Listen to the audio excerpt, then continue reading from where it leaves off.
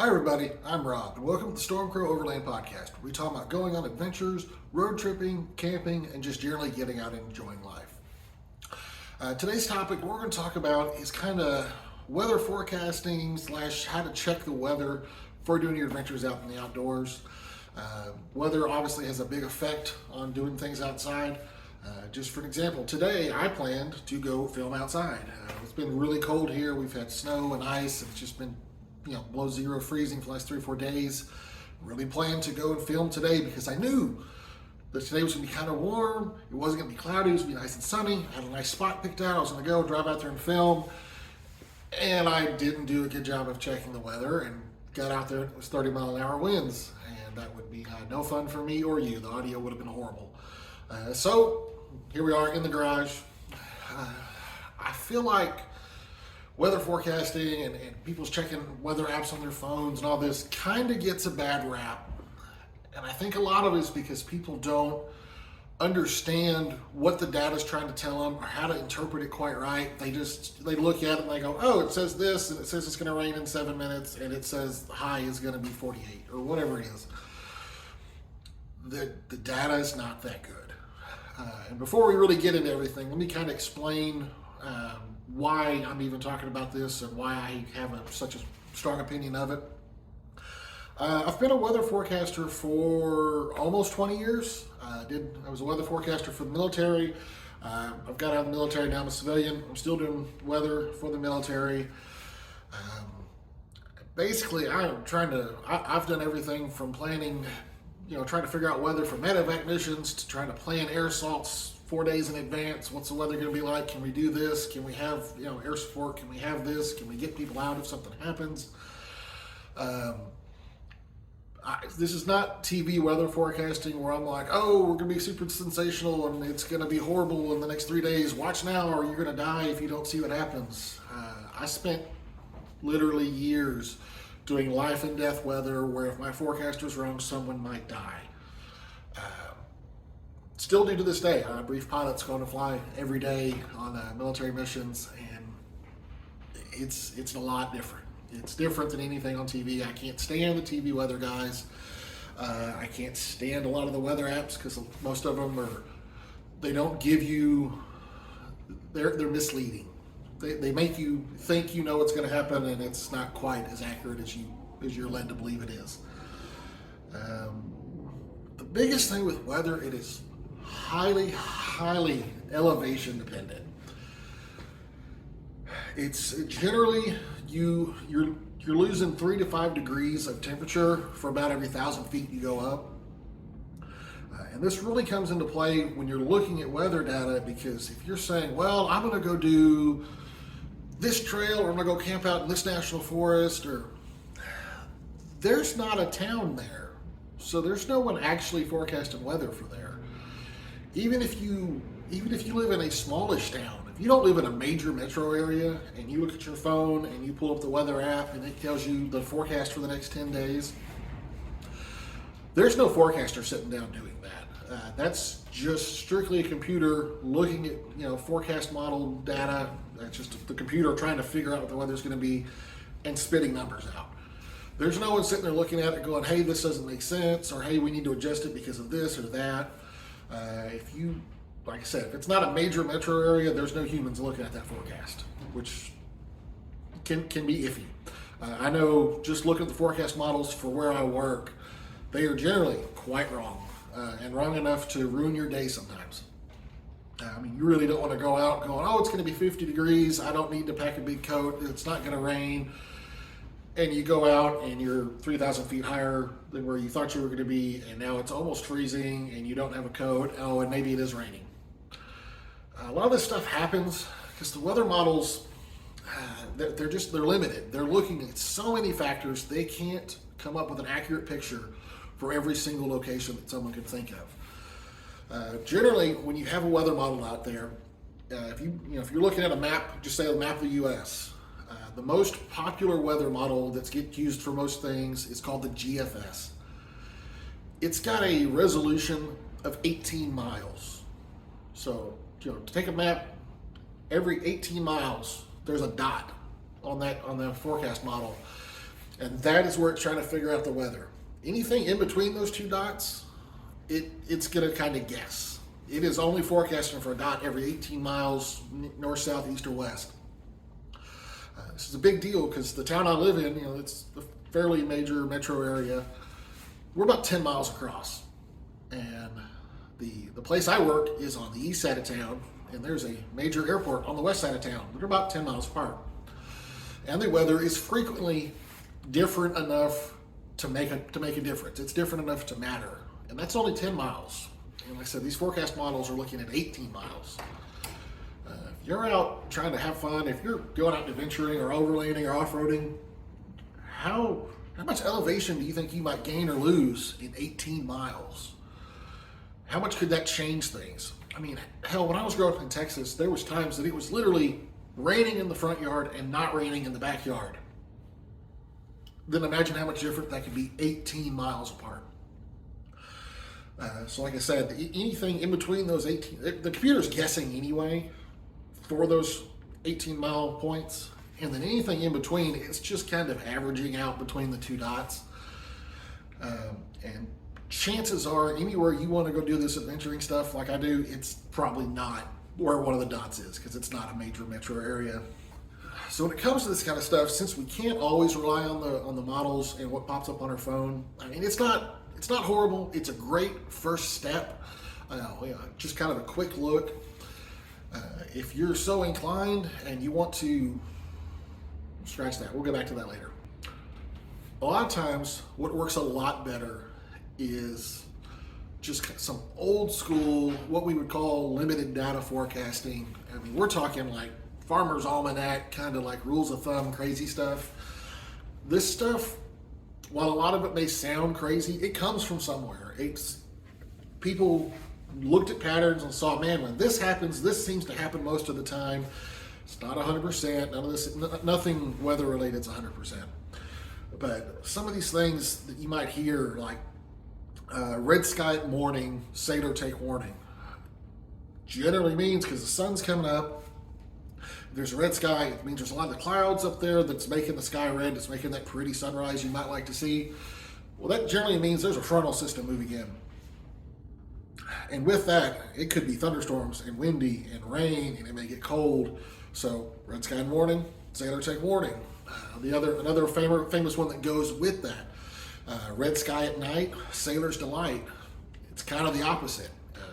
If you're getting a really good sunset and you're getting all those pretty clouds, generally that means those clouds are moving away from you and everything's clearing out. It means the next day's probably be nice and sunny. You might be a little chilly because you may have had a cold front come through that caused all those clouds, but it'll be better than it has been. It won't be crazy cloudy. It'll be nice. Another one I've always heard growing up is to look at cows. If cows are laying down, it's probably not going to be raining anytime soon. If they're standing up, chances are it's going to be raining soon. Somehow animals tend to have a pretty good idea what's going on with the weather, probably because they live out in it all the time. But with that, I've never seen it raining, when there's been cows laying down all day. Somehow they know. The one that really just confused the heck out of me, and I'm sure there's a scientific reason for it, but I can't explain it, and I don't know what it is. I used to have to forecast for a little island out in the Atlantic Ocean called the Azores. And the Azores is owned by Portugal, and trying to talk to the Portuguese forecasters out there to try to coordinate and figure out the weather, they would always come up with this crazy stuff. They're like, oh, the no-see-ums are out, and no-see-ums are these little like sand flies that bite you. Apparently, when the no-see-ums are out, it's going to be windy the next day. And when it's windy at the Azores, we're talking 40, 50 mile an hour winds, seemingly out of nowhere. And it's crazy to be sitting there as a meteorologist talking to another meteorologist, and they're like, oh, the bugs are out today, we better watch out.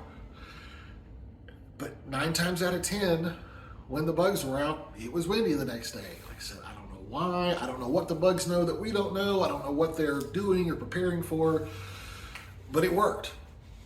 So yeah, if you live somewhere where you've got some kind of folklore, local weather knowledge like that, listen to it. It's not as crazy as it sounds. It comes from somewhere. even the stuff in the Farmer's Almanac. A lot of that's based on, they're saying if the weather's been like this, then this, the summer was like this, winter is going to be like this. A lot of that's based on proven El Nino, La Nina kind of weather patterns. It's not something you want to look at to be like, oh, okay, next Saturday's going to rain because the book said so. No, it's kind of giving you a general idea of, okay, generally this winter might be not as bad as normal, or, oh man, this winter is going to be horrible.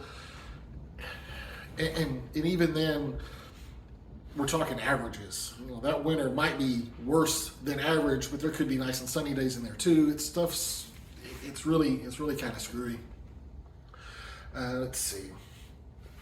Just to kind of give you some of the weather apps and resources that I use to look at. I'm actually horrible at checking weather for when I'm going to go do things.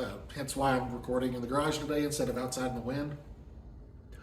It's kind of like someone that works on computers all day. If they fix computers all day, they may not want to come home and fix a computer. I have to look at weather all day, and I hate to come home and look at weather, so I end up getting rained on a lot when I don't expect it, or other things like that, which is not a big deal. I'm prepared. I've got all the stuff I need to take care of things. I keep cold weather stuff in the car. Never anything dangerous, but I get surprised a lot, which is kind of fun. It adds to the adventure. I get to use some of my gear, but I don't always like checking the weather when I'm not at work.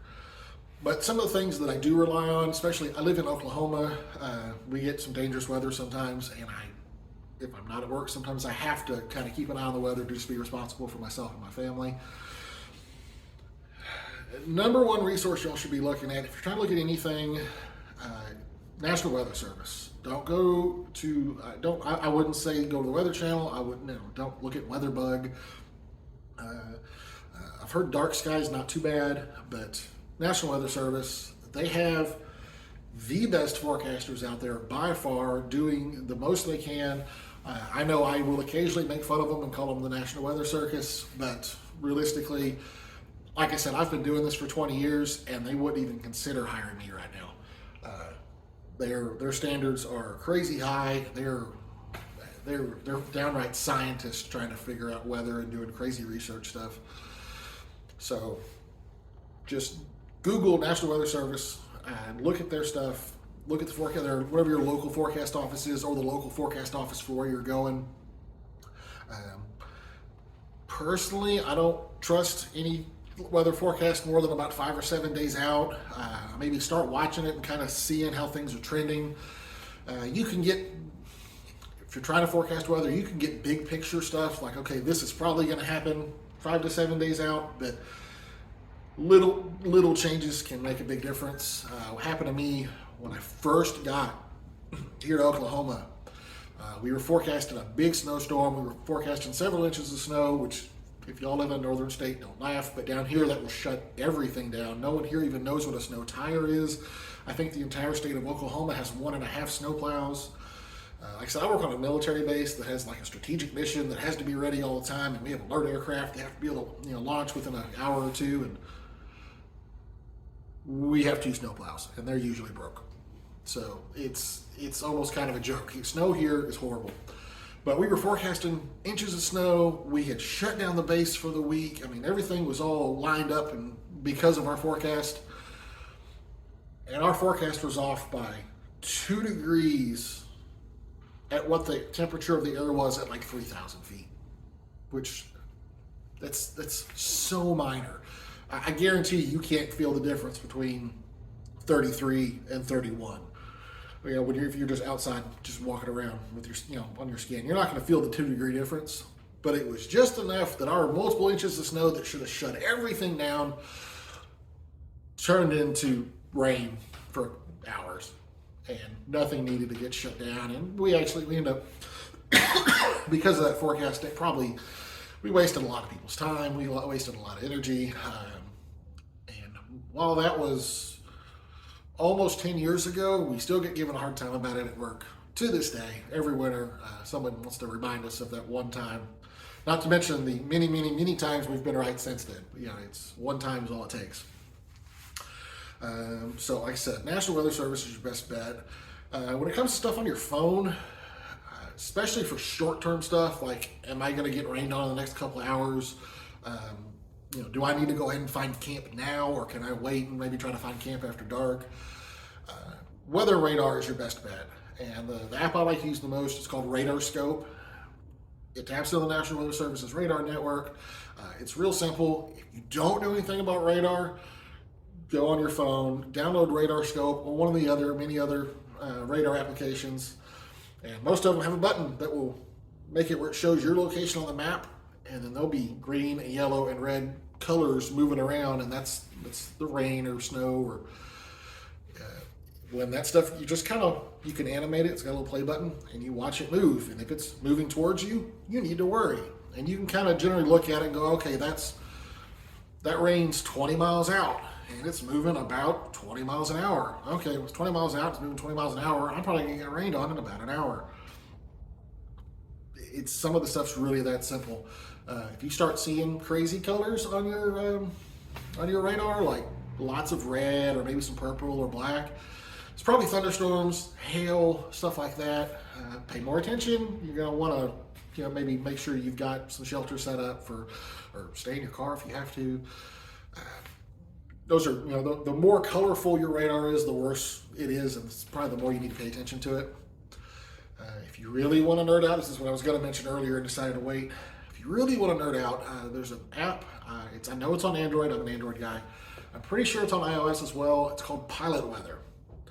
And it will give you the terminal aerodrome forecast, which is the forecast for pretty much any airport that has one, along with their METAR, it's a meteorological report, their METAR weather observation. I like this because I'm used to looking at TAF and METAR code. It is in code, so it's a little funky if you look at it, you don't know what you're looking at. Pilot Weather does have a decode button where it'll kind of break it down and explain, like, okay, this is the wind and this is the clouds, temperature, that kind of stuff. If you don't mind dealing with that stuff, it's a great resource because you can, wherever you're at, you can pull the app up and there's a nearby locations button, hit the nearby locations, and it will show you what locations around you. And mind you, it's looking for airports. But even small regional airports a lot of times will have at least a weather observation, or maybe if you're lucky, they'll have a TAF forecast. But yeah, you can hit that nearby locations button. You usually have to hit refresh after that to make sure it gets the newest data in it. And you can get the actual 24 to 30 hour forecast for whatever locations around you. And it will tell you, it'll be like, okay, this location's 17 miles away. And you can look at it and go, okay, this is their forecast. All right, they say it's going to rain in 6 hours, or, oh man, it's going to get a lot colder than I thought. Gives you a chance to start planning. Doesn't work great. Like I said, you get far enough out there, you're not going to have anywhere around you to really look at, but at that point, you're probably far enough out that you can't actually get data to get the app to load anyway. In that case, if you're that far out, your best bet's going to be National Weather Service radio stuff. They've got National Weather Service has on ham radio stations, and a lot of the GMRS radios can pick up these same stations as well. They broadcast out weather. They do weather alerts. They get a basic forecast. It's something to look at. And finally, if you're trying to plan a really big trip, something that you like, if you're going on a weekend trip and you get rained out, it's not that big a deal. You don't have that much invested in it. But if you're going, man, I'm really going to go do the Enchanted Rockies Trail, but I can only go in November. Well, the Enchanted Rockies Trail is going to take you a week. That's a lot of time off and planning and investment. You want to know what you're getting into. You want to know if it's even possible. Google National Weather Service historical weather or climatological weather, and I'll include links in the description for all this. You'll go there and you can put in pretty much any location that's a fairly major area, anywhere that's got an airport. You can put it in and it will tell you for whatever area you're at. You can look at per month and it'll break it down monthly. What's the average high temp, average low temp, record high temp? What's the record low temp? How much precip do they get during that time? How windy does it get? And it'll look over the last 30 to 60 years of data, and it averages it all together, and it goes, okay, so if you're in this area in November, it'll tell you, okay, the average high temp is 45, the average low temp is 32, the record high was 78 or whatever. But it gives you an idea of what to expect. It kind of gives you those averages. And it also kind of, the record stuff, the record high, record low, is not as useful, but it lets you know how crazy things might get. If you're looking at somewhere nice, like if you want to go down to say you want to go to Galveston, Texas, on your way down to the Padre Island National Seashore, you want to go to spend, May down there. You never know. I haven't looked at the actual data, but it's generally hot and windy down there, especially in May. It's going to be hot and windy. But you look at that record data, and all of a sudden you might go, oh, like every once in a while, or at least once, it was freezing during this month. Every once in a while they'll get down to actual freezing. So maybe that's when you throw an extra hoodie in the car, just in case. Throw an extra blanket in the car, just in case. You probably won't need it. Like I said, if the average low temps, 50 or 60, plan for that, but be prepared for just slightly colder or slightly hotter. Kind of gives you that range to be prepared for. It's really about all I had to cover. Like I said, I'll have links to the apps and the websites I've talked about down in the description. Really appreciate you watching. If you're watching this on YouTube, we also release the audio as a podcast. It should be on pretty much every podcast app you can think of. If you're listening to this, we also release the video portion on YouTube. We really appreciate you listening. If you like what you're hearing or seeing, feel free to give us a like. We really appreciate if you give us subscribe to the channel. Give us a review on your favorite podcast app. And other than that, thanks for watching. And remember, sometimes it takes really getting lost to go out and find yourself. Thanks, guys.